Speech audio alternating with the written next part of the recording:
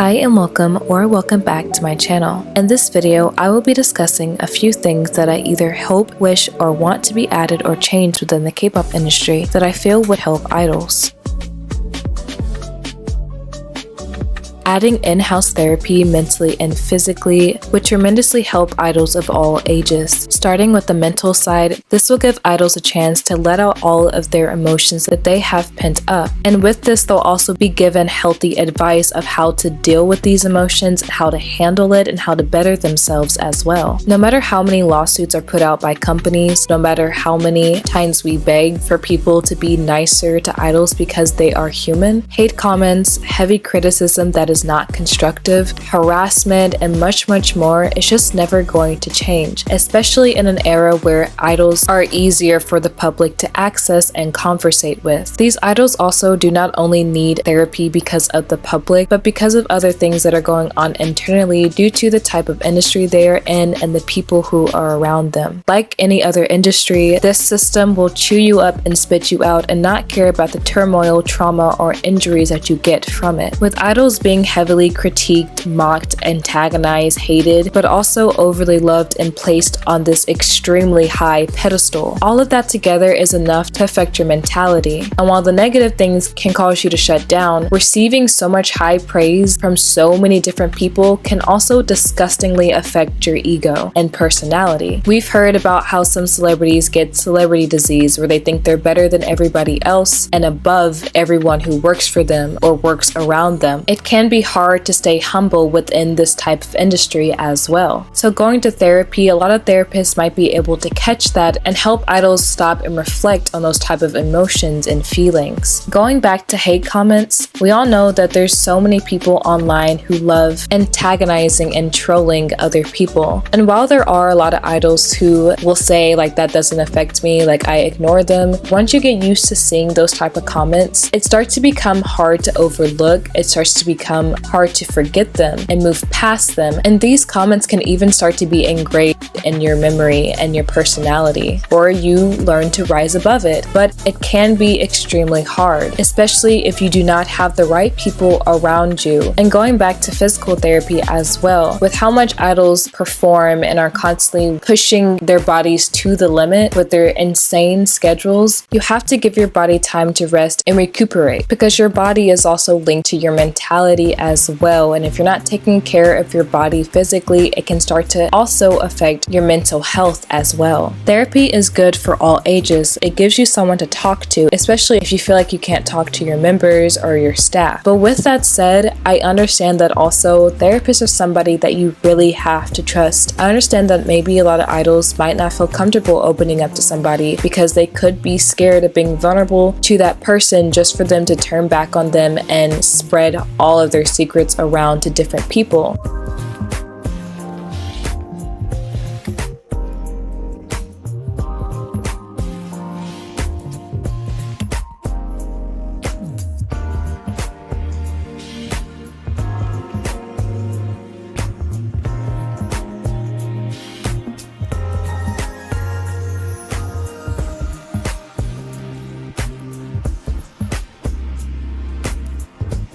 This one in particular, I feel like is a big one that if this was implicated, it would have a huge domino effect on the entire K-pop industry as a whole. But my big issue with this one is that these idol schedules are affected by how fast-paced the idol industry is. And I mentioned in my video talking about ENHYPEN being overworked that the only way this fast-paced system will ever slow down is if bigger companies choose to change the way they run their groups. If they choose to stop having several comebacks within a year, if they choose to stop debuting several groups within a few years and start having schedules that are more humane. But because of how long this system has been in place and now companies believe this is the only way to make and sustain money, this will sadly probably never go away. And even if bigger companies decide to slow down their schedules and comebacks and debuts, who's to say that smaller companies won't take advantage of this and try to take the upper hand? But I still would love to to see schedules that are set up to where idols are able to have full meals, get full night's rest, have proper breaks, be able to wind down and have days, weeks, or even months of relaxation. I really want idols to be able to do their schedules properly without feeling like they constantly have to push themselves through being tired, sick, or having injuries just to finish the schedule and then get right back up and do another full set. These schedules are idiotic and inhumane. This industry is idiotic and inhumane. And while, yes, there is much beauty that comes from K-pop, there still is a lot of hardships that come from being in this industry as well.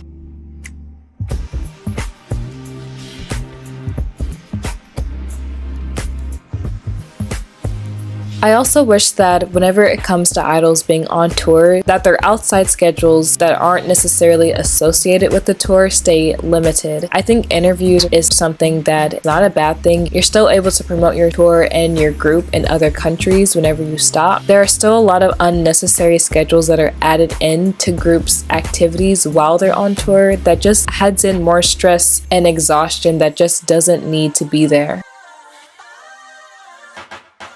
Parents should be allowed to be with their kids whether they are in training or whether they are idols. I think that parents should be allowed to be there 24/7 as much as they want. They should be able to see what their kids are doing behind closed doors and companies. I'm not saying they should disrupt anything, but they should still be able to see how their kids are being treated and what their kids are learning and being taught and who they're allowing to interact with their kids as well. I'm sure I'll get people saying, well, parents might get in the way of this, they might disrupt this, they might do this. If it's to the point where some parents feel the need to interfere with certain things, then I feel like that can sometimes be a red flag that something should not be happening. I've personally, as I've gotten older, never been a fan of adults and industries and companies saying that parents are allowed to be there. Because why not? Why are you so against a parent overseeing what their kid is doing in your company, on your set? There is a clear difference between a parent stepping out of line and a parent sticking up for their kid and protecting them. Most of the time, as I see it, a lot of the reasons why companies, staff, whoever don't like parents to be around is because they're not able to control the kid like they want to. They're not able to force a kid to do something they might not be comfortable with, or manipulating them into doing something that the kid might not have a strong understanding of. Not only will a parent being there most likely mentally help the kid, but it'll also keep grown adults in these industries from taking advantage of them in any kind of way. I do realize also there are a lot of parents who could care less what happens to their kids while they're on set because the whole reason their kid is in there is for them to make money for the family and that's all they care about. But there's also been cases where parents have been way too trusting of these adults with their kids, and we've seen it time and time again where even parents can be manipulated into things and taken advantage of because they might not be familiar with the industry. I've seen cases where companies will manipulate the parents into believing that if they get in the way, they could ruin the chances for their kid being successful. So yes, I do know there's a whole nother side that parents can be just as naive as the kids, but still, a parent being there still brings in a lot of pros that could help keep minors safer.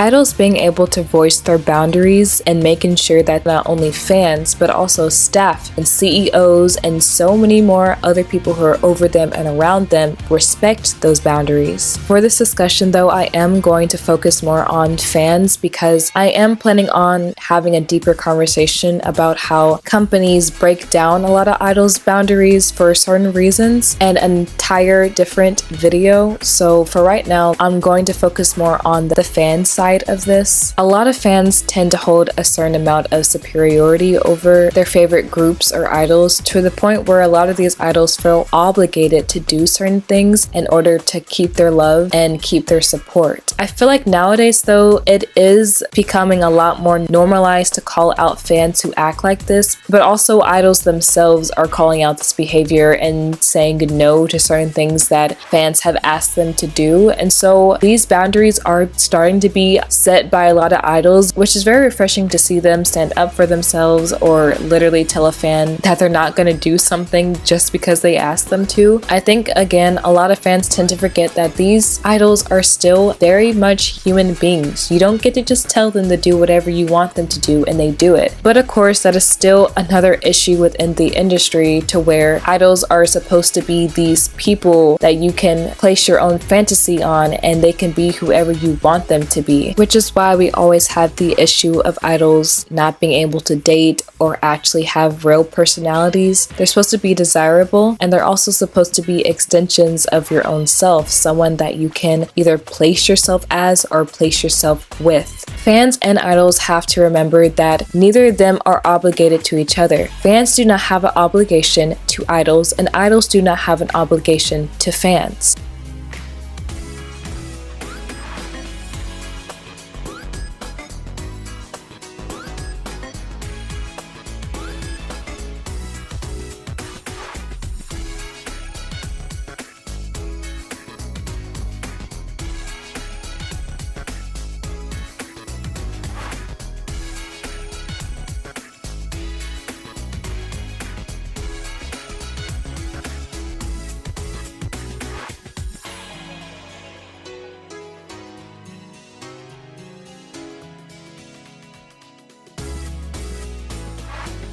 Please stop the strict diets. Once again, I do know that this is of course a societal issue within South Korea, so it's going to be something that is hard to just break away from and completely stop. But idols should always be getting 3 meals a day and honestly extra snacks on the side. They are so hardworking with their performances, rehearsals, and very difficult schedules. And with the type of job that they do, they burn so many calories that they have to be able to put all of that back into your body by eating, which is why it still to this day blows my mind that so many idols are forced to be on strict diets. Eating properly is going to help you preserve your energy, give you more energy, and keep your immune system up as well, which we've talked about them resting and sleeping. That will also help keep your immune system up. I think that a lot of people tend to forget that these strict diets and all of this can wear down on your immune system, which can make you more accessible to getting sick and also affect how quickly you heal from these sicknesses and injuries. I'm sure that people are tired of hearing about idols needing vocal coaches, but in this day and age where performances and dances are their main focus and vocals are being treated as like a second thought, it is now really needed more than ever. I feel like it's become very clear that vocal coaches aren't pushed as much as they used to be. The good thing is that a lot of fans have been pointing this out a lot more with how important getting vocal lessons is for idols. I think the issue now, because of how extremely fast-paced K-pop has really become, companies have been deciding to not take time to really craft idols in several different aspects. Instead, they think that they should focus on a few main aspects and then they'll fix it down the line after the idols have already debuted. But instead of eventually fixing it, as we've seen with some idols, it instead becomes an ongoing situation to where at a certain point they don't have the time and breaks long enough to actually fix the issues and take time out to work on their vocals. Whenever it comes to singing, your voice is something that you constantly have to be getting vocal training for, especially as you get older. Your voice will start to change because of age, but also because of other elements affecting your voice, whether that's the amount of performing you're doing, the constant traveling, and so much more. You'll have to continue to find new ways and new techniques to keep your voice healthy, and you really have to take time out to be able to do this. Your voice is an instrument. You have to learn how to breathe properly, how healthy technique and habits that will help sustain your voice as well. You cannot get vocal training just once in your entire life and expect your voice to just stay the same or continue to get better. You actively have to be training it in a healthy way as well. The main reason why SM artists are still vocally healthy despite how many of them have been caught smoking and despite how many of them have been in the industry for years, singing incredibly hard songs, it's because they continue to constantly train their voice. By the way, no matter how much training you get, if you are a smoker, it will eventually affect your voice in the long run. Even if it's not quickly, it'll catch up to you at some point. But training does help sustain it for a bit longer. It even helps you maneuver through issues you might be having with your voice.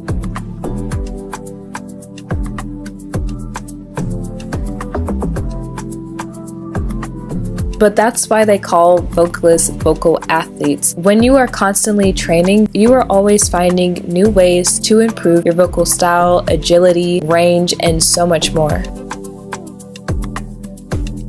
So this one goes hand to hand with better schedules. So I'm not gonna stay too long on this discussion, but like I've said several times in this video and in other videos, idols need to have time to take a break and rest. You have to get rest in order to keep your mental and physical health in great shape. Proper long breaks should be built into their schedules. That should be the number one thing that you are thinking about whenever you're planning out an idol schedule is where can I put a good lengthy break for them to get some rest. Most K-pop groups barely get proper breaks until like 5 years into their career. I don't even think that BTS really got a break until COVID happened, and even then it wasn't even a voluntary break, it was more so forced upon them. And that's honestly for almost every other group in the industry. A lot of times idols or the entire group won't even get to have proper breaks unless it's forced upon them by unforeseen circumstances like injuries, sickness, or some type of random hiatus. Breaks are extremely taboo in K-pop, but just like any other job, we literally have to have a proper break built in to our schedules, whether that's paid time off or sick days, mental health days.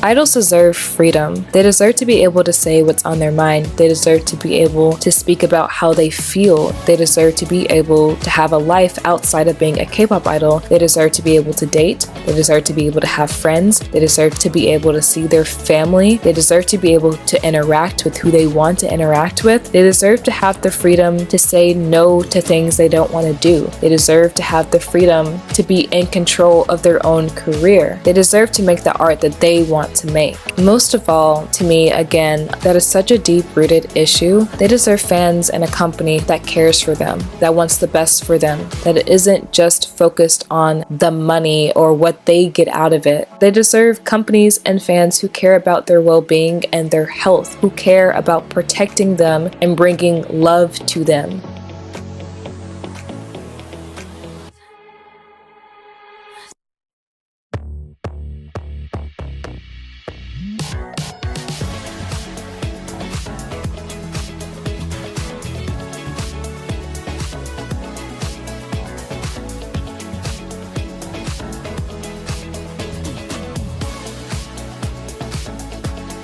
I hope that as fans, we start caring more about these idols' personal well-being more than what activities, schedules, or music they're putting out, so that companies start paying attention to these things. And the main way we're going to do this is if we see issues or problems, start cutting these companies' revenue. Stop supporting the things that give them money. I know a lot of people don't want to do this or hate to do this because they're afraid it affects the idol. Whenever there are clear signs that idols are going through things, sometimes it's not a bad thing to make an assumption that an idol needs help. And a lot of times we do have to start taking things into our own hands if we really want things to change. If you don't, that's fine, cool. You don't have to do any of this. And even if you do want things to change, you don't even have to do it the way that I'm saying to do it. But start realizing what companies care about more than anything. They care about money. And once you start taking away the things that give them money, that's whenever they'll start listening to us.